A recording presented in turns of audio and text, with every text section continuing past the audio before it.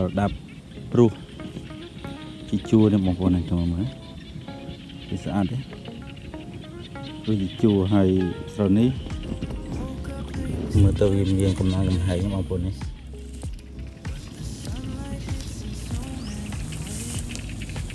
ច្រកអស់លីងជួយ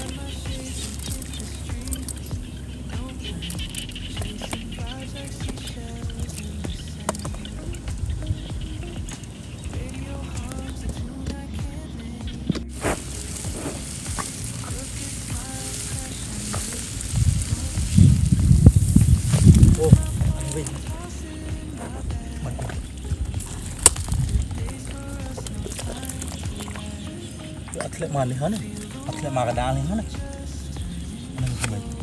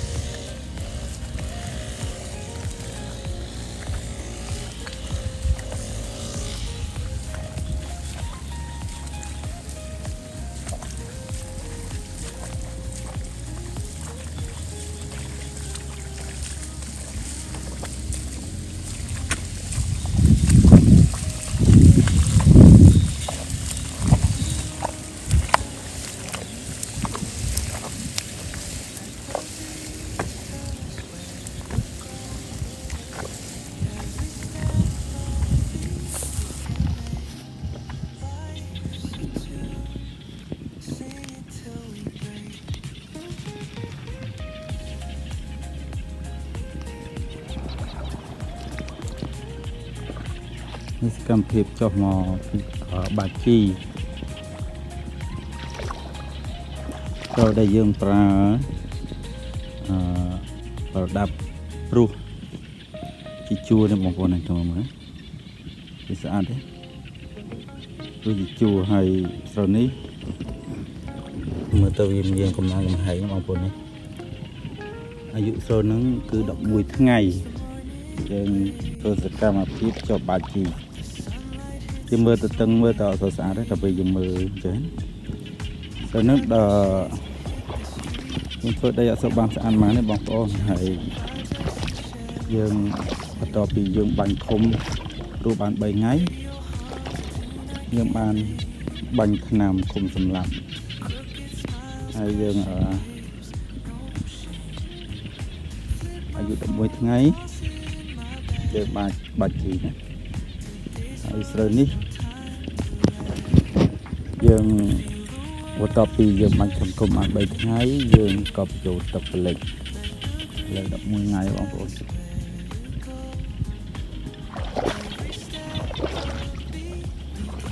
អត់មើលចឹងហើយការព្រោះហ្នឹងវារូបបានស្អាតល្អហើយស្រូវពេលដោះមកវាមានកម្លាំងកំហែងបងប្អូនណាស្រែនេះយើងបាជីពាក់មួយនៅអាយុ11ថ្ងៃប្រើជីក្បាលក្របីរូបមន្ត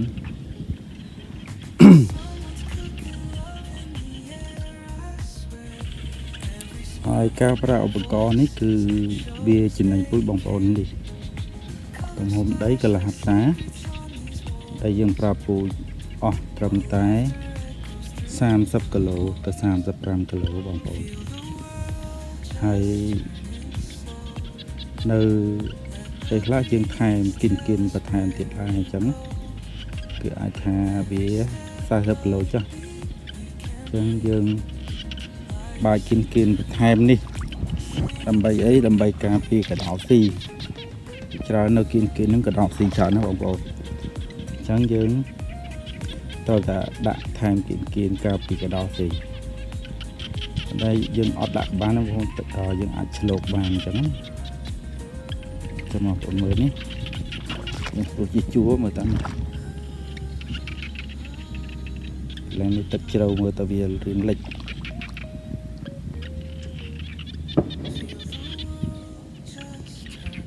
បើយើងមើលទឹកអត់សូវឃើញស្អាតទេបងប្អូនបើយើងមើលបដ ចុះគឺស្អាតត្រង់ជួមកហើយវាជួតូចធំណាស់អាស្រ័យលើយើងដែរយើងអស់អាពីមួយខាងទៅមួយខាងហ្នឹងយើងអាចបានចិត្តគ្នាអាហ្នឹងវាធំតាមហ្នឹងឥឡូវយើងចាំមើលតាមដានតទៀតនៅលើផលនៃការប្រកបរបស់យើងណា